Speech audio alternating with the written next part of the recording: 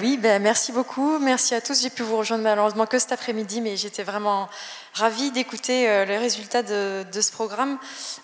D'autant plus ravie que, en fait, dans nos objectifs qu'on avait initialement, il y a quelques années, c'était peut-être un peu fou, mais c'est vrai qu'on voulait faire vraiment dialoguer les urbanistes avec les écologues. Ça faisait partie un peu de nos ambitions.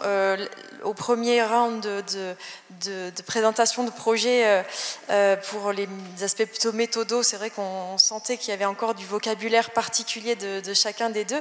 Et puis là, franchement, aujourd'hui, et ben, moi je trouve qu'on arrive à voir que les équipes ont sorti finalement des choses qui sont tout à fait transférables, que ce soit, enfin moi du coup avec le prisme plutôt biodiversité, puis donc on en a un petit peu discuté, mais avec le prisme plutôt urbanisme, ça passe aussi, donc bravo d'avoir réussi ce mélange.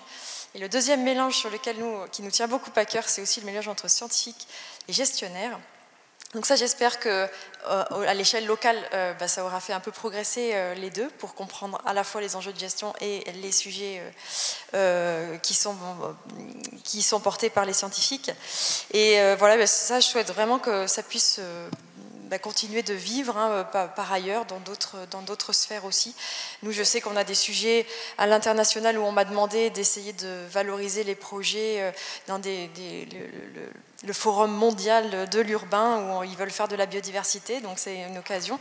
Je sais que dans la stratégie nationale biodiversité, il y a des mesures spécifiques sur la nature en ville ou la construction et tout ça, donc on va pouvoir mobiliser aussi certains résultats pour promouvoir un petit peu tout ça. Et puis à l'échelle locale, on en a parlé, il y a la sensibilisation, il y a les atlas communales l'atlas biodiversité communale, voilà, c'est dans ce sens-là, ABC, voilà, qui vont être déployés aussi et qui seront sans doute, j'espère, autant d'outils pour essayer de rapprocher ces deux mondes. Donc voilà, merci et bravo encore.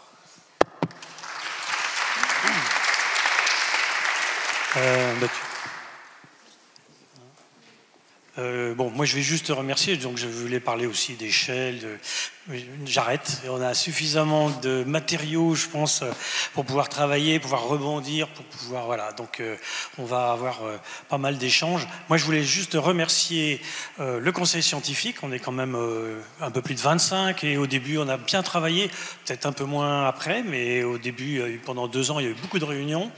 Remercier les équipes qui sont présentes, qui se sont déplacées, et puis qui, je crois qu'il y a un consensus, hein, on a des résultats, ça a bien fonctionné. Alors pour avoir fait de nombreux programmes et tout ça, c'est pas toujours le cas.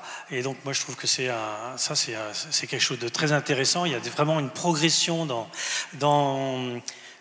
les définitions qu'on veut aborder, et puis dans la façon dont chacun s'est emparé un peu avec des cultures différentes de ces éléments-là. Et puis remercier l'équipe du PUCA hein, qui a tout organisé, notamment Sophie, vous savez bien, qui est l'âme de Baume. Voilà. Bravo à elle.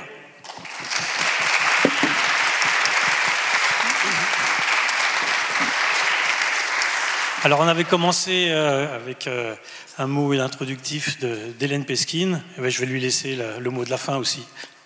Merci Philippe, merci aussi pour toute l'animation de la journée, grâce à toi. Merci à tous ceux qui ont bien voulu nous écouter. Vous étiez plus de 300, si on compte les gens en ligne, à participer à cette journée. C'est un grand bonheur aussi d'avoir créé cette communauté, on en parlait, finalement, qui mélange des profils assez différents, de concepteurs, de professionnels de l'urbain chez les opérateurs, dans les collectivités locales, de chercheurs, de professionnels aussi de la biodiversité, de la gestion des questions d'écosystème. Et donc c'est une forme de club finalement qu'on a réussi à mettre en place grâce à Sophie, que je remercie aussi, Bénédicte qui était à nos côtés aujourd'hui du PUCA. Dans ces 3 dernières années, je voulais juste dire qu'on va essayer de continuer à le faire vivre parce que ces interactions, elles sont visiblement utiles, on n'a pas fini d'en parler.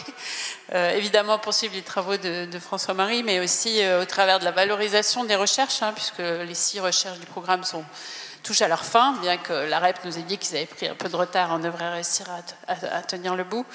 Et on va les publier sous forme, alors on l'a dit je crois rapidement ce matin, mais de cahiers pour chacune des recherches qui seront des cahiers de synthèse des rapports pour qu'elles soient accessibles à un plus grand nombre, donc de synthèse plutôt des résultats, ce qui n'empêchera pas de pouvoir accéder aux rapports de recherche plus complets en ligne. Et puis d'un ouvrage collectif dont on commence à penser un petit peu le contenu, qui pourrait à la fois réunir une partie de ces résultats, des témoignages, et puis justement un peu des témoignages de toute cette communauté acteurs-chercheurs qui a suivi le programme, y compris de ceux qui ont été candidats au départ de cette initiative, de cet appel à proposition. Je me souviens qu'on a reçu une quarantaine de projets, je crois, au lancement de l'appel à proposition, pour en retenir 6. C'est évidemment frustrant pour un grand nombre des équipes qui n'ont pas pu participer pleinement au programme de recherche, et pourtant on les retrouve beaucoup, vous en êtes sans doute pour certains, dans le public qui nous a suivis. Donc je pense que toute cette grande famille sera valorisée. Évidemment le partenariat de l'OFB, de la direction aussi, je l'excuse à nouveau, mais la direction de l'eau et de la biodiversité qui a été présente également très très régulièrement à nos côtés. Peut-être un dernier mot pour dire qu'au titre du ministère de la Transition écologique, à la fois direction de l'eau et de la biodiversité et direction de l'habitat, de l'urbanisme et des paysages, on aura à cœur aussi de travailler en interne à faire percoler un peu ces travaux de recherche. C'est notre métier, c'est notre rôle au PUCA, au sein de notre administration centrale, notamment ce qui va rebondir sur la conception des écoquartiers, la planification urbaine, la gestion de l'eau, les ABC de la biodiversité, des études de cas sur lesquelles on travaille, des études de cas territoriales sur l'intégration de la biodiversité qui pourront aussi s'inspirer de ces différents travaux. Donc beaucoup reste à faire pour que ces 6 recherches trouvent leur cible, et c'est pas toujours simple, hein, vous le savez aussi en tant que direction de la recherche à l'OFB, d'arriver à faire que ça diffuse finalement ces savoirs qui sont produits, d'autant plus qui sont originaux et transversaux cette année. Voilà, je vous remercie encore une fois à tous d'avoir suivi nos travaux. N'hésitez pas à retrouver sur le site du PUCA tout ce qui est déjà disponible en ligne. L'OFB aussi va faire un petit article, un recueil, je ne sais pas exactement quel est le titre de votre publication, mais qui synthétisera la journée.